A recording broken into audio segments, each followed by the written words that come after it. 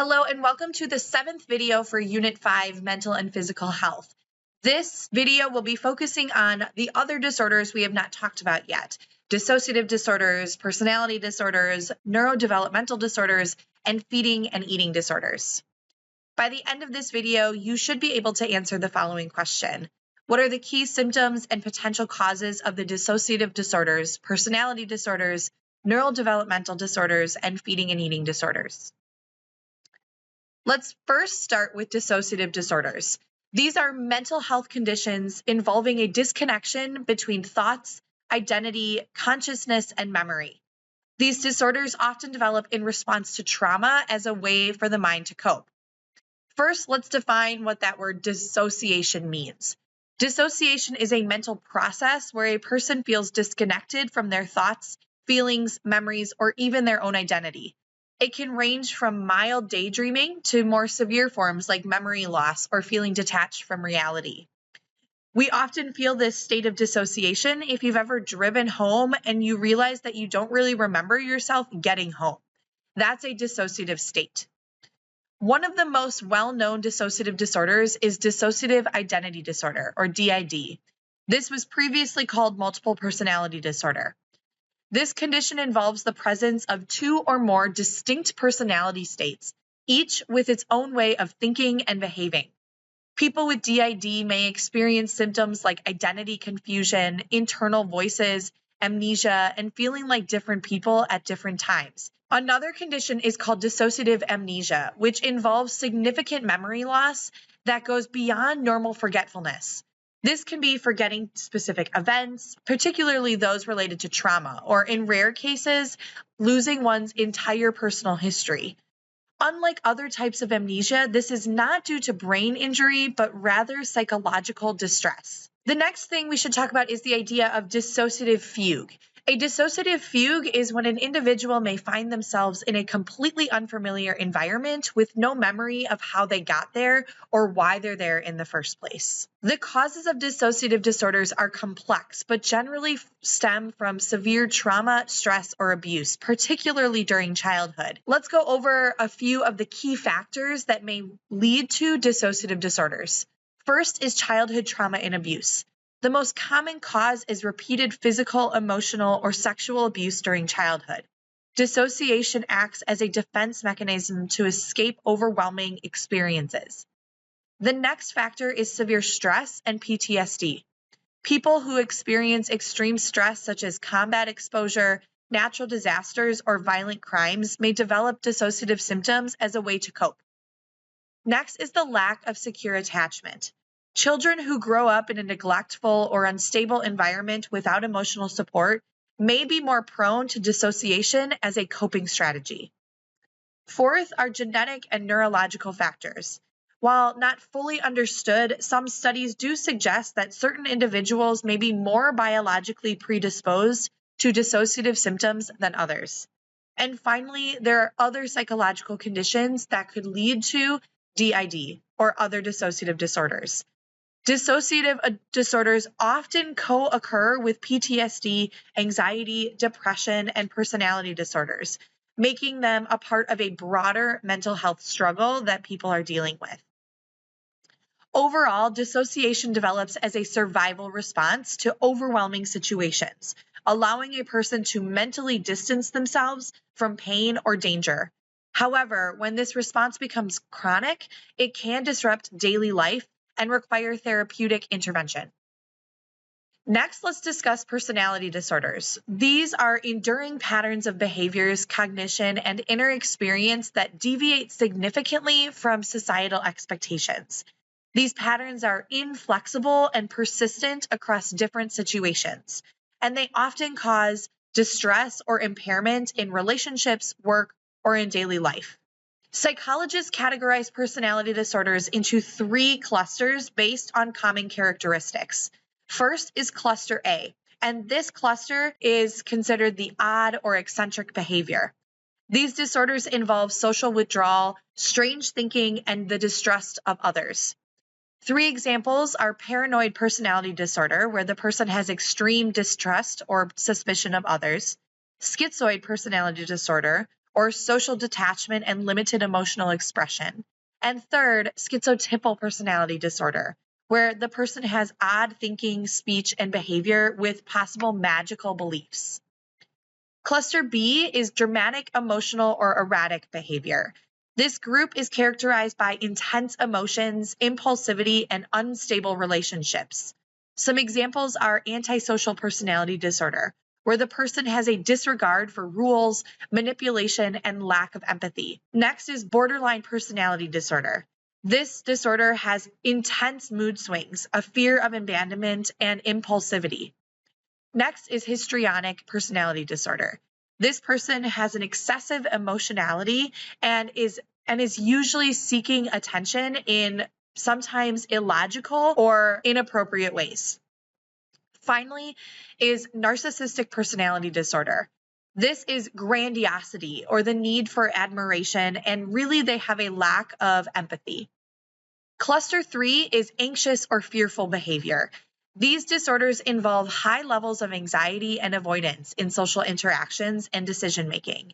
Some examples include avoidant personality disorder, where the person has an extreme fear of rejection and social inhibition. Dependent personality disorder, where the person has excessive need for reassurance and reliance on others. And finally, obsessive compulsive personality disorder, which is rigid perfectionism and the need for control. This is different from OCD, and this is going to be more of what people think in a normal everyday life of things being OCD, the need for order or perfectionism.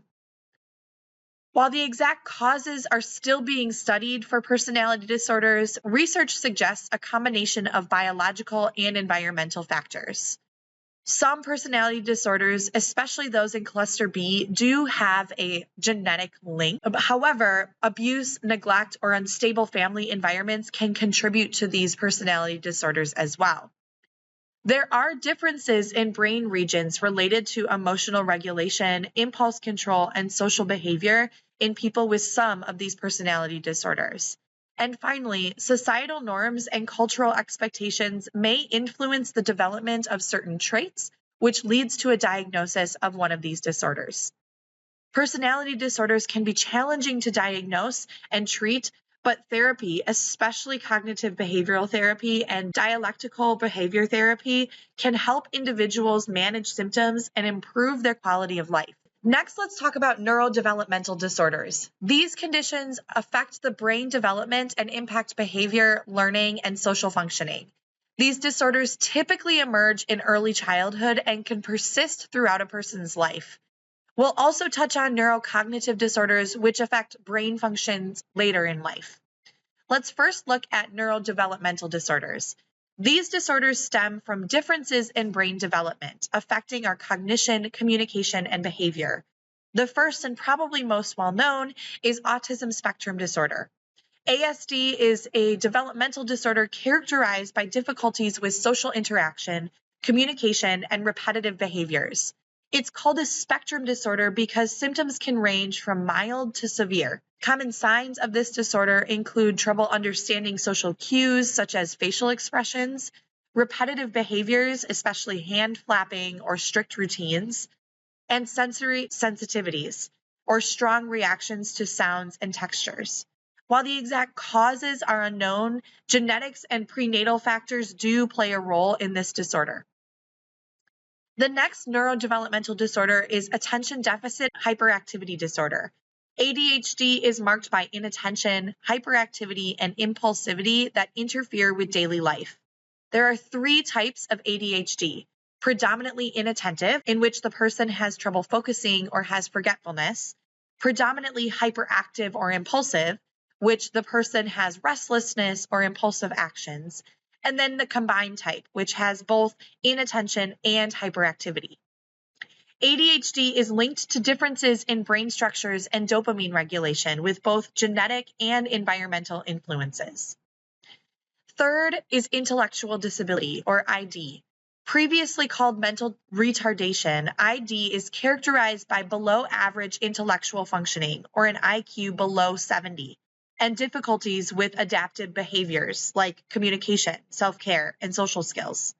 Causes can include genetic conditions, for example, Down syndrome, prenatal exposure to toxins like alcohol or drugs, and brain injuries. Individuals with ID often benefit from specialized education and support services to improve independence.